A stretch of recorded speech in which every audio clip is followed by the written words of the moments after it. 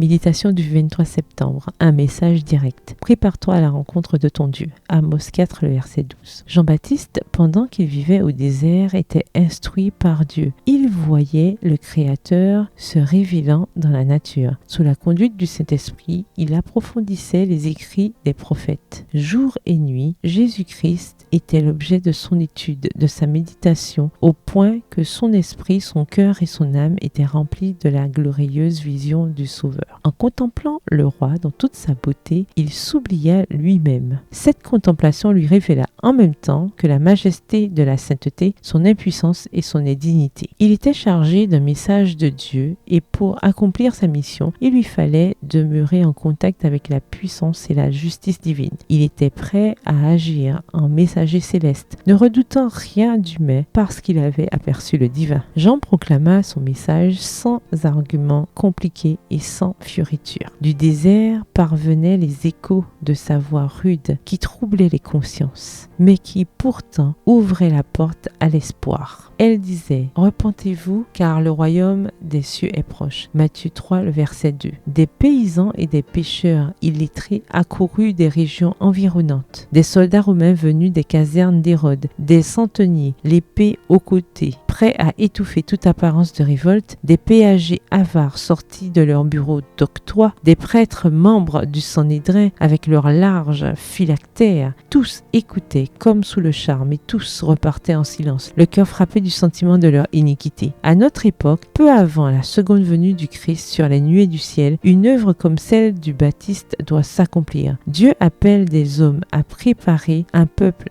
qui puisse se tenir debout au grand jour du Seigneur. Nous aussi qui croyons à la venue prochaine du Christ, nous avons cet appel à faire retentir. Prépare-toi à la rencontre de ton Dieu. Notre message doit être aussi direct que celui de Jean. Il reprochait au roi leur fils. Sans tenir compte du danger, il n'hésitait pas à prêcher la parole de Dieu. Que cette fidélité à la tâche soit la nôtre aujourd'hui. Pour cela, notre expérience spirituelle doit être conforme à la sienne et la même œuvre doit se faire en nous. Regardons à Dieu et, dans cette contemplation, oublions-nous aussi nous-mêmes. Citation du livre Le ministère évangélique, la section 2, aux pages 50 à 51. Bonne soirée, que l'Éternel vous bénisse.